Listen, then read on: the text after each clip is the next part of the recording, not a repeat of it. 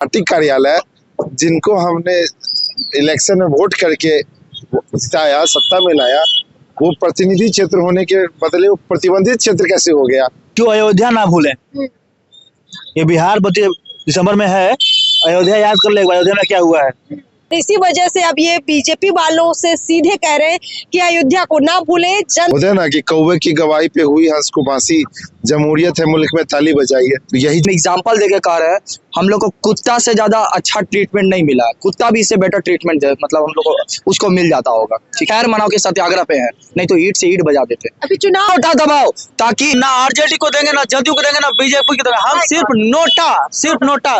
बिहार में अब हल्ला बोल जोरदार तरीके से कर रहे हैं बीपीएससी के अभ्यर्थी। अब बीजेपी वाले हो या जदयू वाले हो, जीना मुहाल होगा, क्योंकि बीपीएससी के अभ्यर्थी उनके दरवाजे पहुंच चुके हैं, दफ्तर पहुंच चुके हैं, और वहां से दरवाजे पर जो खटखटाहट दे रहे हैं, जो नॉक नॉक कर रहे हैं, निश्चित रूप से लग रहा है कि अब मुश्किलें बढ़ सकती हैं सत्ता की।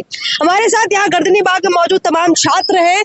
आज देखिए इन्होंने क्या कुछ किया, इनसे जानेंगे और आगे ये लोग क्या करने वाले, इनकी प्लानिंग क्या है, तैयारियां क्या है, समझेंगे। आप लोगों ने आज क्या क्या किया? और पुलिस सुना है कि कई छात्रों को उठाकर भी ले गई है बीजेपी के दफ्तर में जब आप लोग पहुंचे। देखिए, जब कलम विद्रोह पर आती है ना तो सत्ताएं हिलती हैं, ये सब जानते हैं और इतिहास इस बात का गवाह है।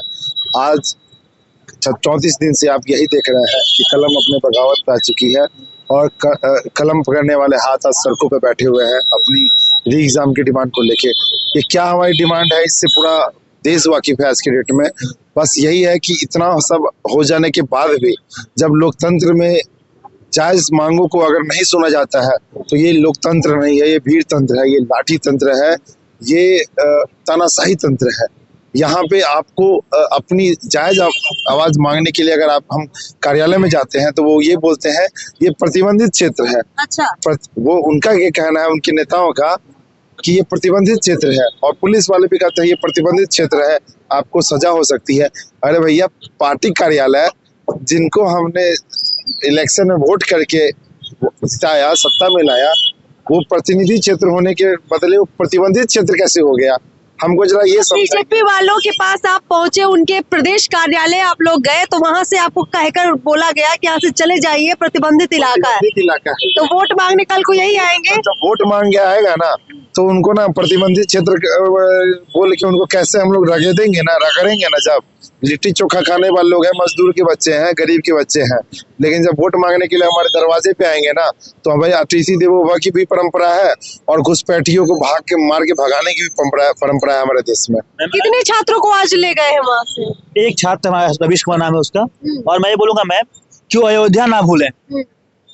ये बिहार 32 दिसंबर में है, अयोध्या याद कर ले, अयोध्या में क्या हुआ है।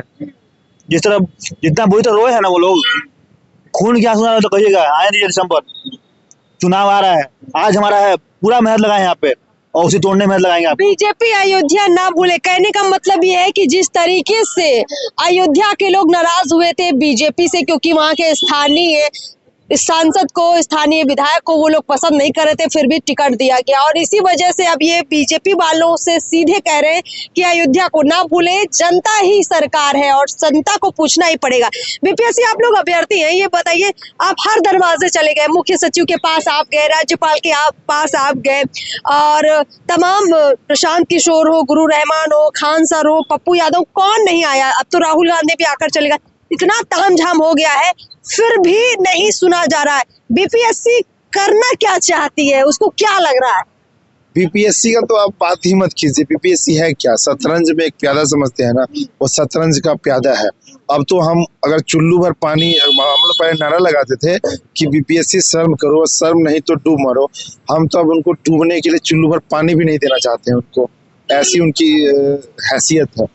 अब तमाम छात्र अलग तरह से आंदोलन करेंगे और सबसे बातचीत कर लेते हैं। आगे आप लोग क्या करेंगे? जान बाकी है? आगे बिल्कुल जान बाकी है। आगे हम लोग क्या करेंगे? हम लोग का मांग जो है वो मांग तो जीवित ही है, और जब तक हम लोग का न्याय नहीं मिलेगा तब तक हम लोग अपना मांग को बुलंद करते रहेंगे। जो वो, और हम लोग वो हर कदम अपनाएंगे जिससे हम लोग को न्याय मिले। वो संवैधानिक तरीके से वो मेरा हर कदम होगा, वो संवैधानिक दायरे में रह करके वो कदम अपनाएंगे, चाहे वो न्याय प्रक्रिया में जाए या हम चाहे एग्जीक्यूटिव से अपना मांग बुलंद करें या हम विधायिका से मांग करें। जो गर्दनी बाग से उठकर अब ये अभ्यर्थी दरवाजे पहुंच रहे हैं बीजेपी के, जदयू के, और इसके अलावा 26 जनवरी भी आने वाला है, गणतंत्र दिवस है। तो इस गणतंत्र पर इनको क्या मिलेगा और इनकी क्या तैयारियां हैं? पहली बात तो आज की बात है कि रवीश को रिहा किया जाए। हमारी मांग ये भी है, गवर्नमेंट जो भी सुन रहा है हमारे भाई, आप ट्वीट कीजिए, जो भी करना कीजिए, सड़कों पर रवीश को रिहा कीजिए। वो एक हमारे साथ अनसरकारी था, मेरा दोस्त है, फ्रेंड है, हम सबका साथी है। वो उसने पूरी जान झोंकी है इस आंदोलन में, ईमानदारी से हम लड़े हुए हैं, लगे हुए हैं। हर जितनी भी सरकार की तानाशाही है, चाहे आयोग की तानाशाही है, हम सबसे लड़ रहे हैं। इसलिए रवीश के लिए एक बार स्टैंड लीजिए, आप बाहर निकलिए। और मैम 26 जनवरी मैम ये पूरा महीना कुछ ना कुछ होता रहेगा, कुछ ना कुछ होता रहेगा। अच्छा मैम एक चीज बता हम लोग देखिए, हम लोग जब उनको ज्ञापन देने के लिए गए थे, तो ज्ञापन लेने से उन्होंने बोला कि ज्ञापन देने के लिए हम लोग आ रहे हैं, 5 लोग यहीं पे रहिए। हम लोग बोले यहीं आके दीजिए। जब तक वो आए, अंदर से उन्होंने क्या ऑर्डर दिया कि पुलिस वाले आए और सबको वहां से घसीटना स्टार्ट कर दिया। वो बोले आप यहीं रुकिए, हम वहां से आ रहे हैं, हमारा ज्ञापन ले लेंगे। ज्ञापन तक नहीं लिया उन्होंने हमारा। ये लोकतंत्र है, होता है ना कि कौवे की गवाही पे हुई हंस को फांसी, जमहूरियत है मुल्क में ताली बजाइए। तो यही जमहूरियत है। यहाँ पे कौवे अब ये गवाही दे रहे हैं कि हम लोग छात्र नहीं है। उन्होंने ऐसा बोला कि लोग छात्र नहीं है। हमारे एक छात्र ने एडमिट कार्ड दिखाया, हमने सबने एडमिट कार्ड दिखाया। बोलिए आप बताइए, अरे छात्र के हम OMR सीट दिखा देंगे। बीजेपी दफ्तर में बैठे लोगों ने बीपीएससी अभ्यर्थियों का ज्ञापन तक नहीं लिया, यानी जो केंद्र में है, जो राज्य में है, वो इन छात्रों की नहीं सुन रहे। क्यों नहीं सुन रहे? मैम एक चीज आपने कहा कि गणतंत्र दिवस आ रहा है, 26 जनवरी को निश्चित रूप से हम लोग गणतंत्र दिवस मनाएंगे। लेकिन आज देखते हैं, गणतंत्र का मतलब होता है गण और तंत्र, 2 शब्दों का इसमें मेल है जो। लेकिन आज जिस तरह से भ्रष्ट तंत्र गण पर लोगों पर हावी हो गया है, इसका भी अब परमानेंट सॉल्यूशन करना बहुत जरूरी है, और वो हम लोग करेंगे। वो तो करेंगे ही, लेकिन हम लोग अभी ये तत्कालिक हम लोग सॉल्यूशन चाहते हैं कि हम लोग का री एग्जाम कराए, और जो भी इसमें इन्वॉल्व है, जो कल्प्रिट है, उनको सजा मिले। और इस चीज को, जिस तरह से बिहार की छवि को और बिहार के अभ्यर्थियों को शर्मसार करने का जो साजिश रचा गया है बाहरियों द्वारा, जो बाहर से आकर के हमारे बीपीएससी में बैठे हैं, और जिसने उसको बिठाया है, उनको भी सोचना चाहिए। आज केवल ये हम लोगों के चंद अभ्यर्थियों के साथ नहीं इस तरह हो रहा है, आज इसमें पूरे बिहार का इमोशन है, पूरे बिहार के प्रदेशवासियों का इमोशन है, और सबको शर्म से झुका दिया। माननीय मुख्यमंत्री जी ने बड़े सपने देखे थे कि बिहार में एक ऐसा एग्जामिनेशन हॉल बनाया जो कि एक मैसेज देना चाहता था हिंदुस्तान में, कि बड़े संख्या में हम बिहार और पटना जैसे जगह पर बापू परीक्षा परिसर में जब ये निकम्मी आयोग में बैठे हुए चेयरमैन ने नहीं करा पाया एग्जाम, तो ये तमाम रिमोट डिस्ट्रिक्ट में कैसे कराया होगा, ये भी प्रश्न चिन्ह है। जिस तरह से इसका लापरवाही पूरे एग्जामिनेशन के दौरान देखा गया, ये केवल बीपीएससी में ही संभव है, ऐसे भ्रष्ट चेयरमैन के ही द्वारा, बाकी नहीं है। सत्ता वाले इतना निर्लज हो गए हैं कि हमारे साथ जो महिला अभ्यर्थी जाती है साथ में, उनको पुलिस वाले जो मेल है वो घसीट करके ले आते हैं। सबसे बड़ी शर्म की बात यह है कि हमारे साथ महिला जा रही, तो आप महिला पुलिस वाले को बुलाइए, और हम कोई लाठी लेकर तो आने वाले क्यों? आप लोग आतंकवादी हैं क्या?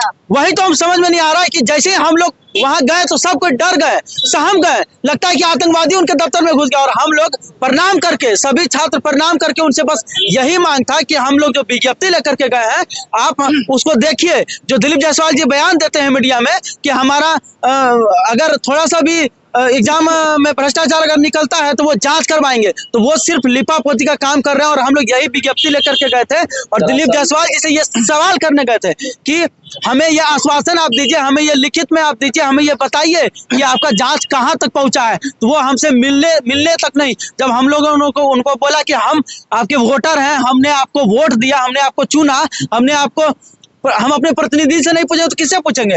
जिनको हमने मुखिया बनाया, जिनको हमने विधायक बनाया, जिनको हमने मुख्यमंत्री बनाया, जब हम लोगों ने मंत्री बनाया, तो हम उनसे सवाल नहीं करेंगे तो उनसे कौन सवाल करेगा? और छात्र को वो क्यों नहीं सुन रहे हैं? कान में तेल डालकर के क्यों सोए हुए हैं? और गेट बंद कर दिया, लाठी डंडा से आप लोगों को दौड़ा के भगा दिया। दरअसल हम लोग 2 दिन से ये प्लान किए हुए थे कि ये जो बार बार बोलते हैं ना सत्ता पक्ष वाले, या जो पावर में है आज की डेट में, वो बोलते हैं कि आप लोग दूसरे का हाथ पकड़ करके और कहीं भी जा रहे हो, हमारे पास तो आए ही नहीं हो। तो हम बस यही, हमारा जितना भी छात्र है वो हम लोग 5 ग्रुप में आ गया, और जितना भी यहाँ पे सत्ताधारी है, जितने भी MLA हैं खासकर जो नजर में है, हम लोग हर किसी के ऑफिस में जा करके विज्ञप्ति दिए हैं कि ये हमारा है, इसी 10 पॉइंट पे हमारा एग्जामिनेशन होना चाहिए।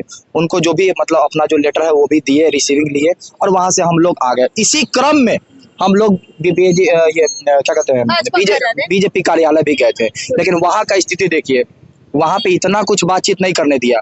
जैसे ही गए हम लोग तो पहले एंट्री लिए 4-5 आदमी, ठीक है। वहां पे जाने के बाद क्या हुआ, कोई अपशब्द का प्रयोग नहीं करेंगे, बस हम एग्जांपल देके कह रहे हैं, हम लोग को कुत्ता से ज्यादा अच्छा ट्रीटमेंट नहीं मिला। कुत्ता भी इससे बेटर ट्रीटमेंट दे, मतलब हम लोग को उसको मिल जाता होगा, ठीक है। तो बस ये है, गेट बंद कर दिया गया गालियों के साथ, बंद करो जी, बंद करो गेट, ठीक है। गेट बंद कर दिया, ठीक है। और जब हमारा एक भाई गेट के अंदर थोड़ा सा एजिटेशन से ही कि भाई कि हमारी बात सुनिए, हमारी जेन्युइन मांग है, वो अंदर जाने के लिए प्रयास किया, अंदर बैठ गया, उसको डिटेन कर लिया गया। अब बताइए कि वो बीजेपी कार्यालय किसका है, बीजेपी कार्यकर्ताओं का है, और ये बीजेपी कार्यकर्ता है कौन, उसको चयन कौन किया है? और हम लोग ने किए हैं जी। जब हम लोग किए हैं, हमारे बलबूते पे गए हो और हमारे ऊपर लाठी चलवा रहे हो, हमको गाली दे रहे हो, तुम्हारी ईंट से ईंट बजा देंगे।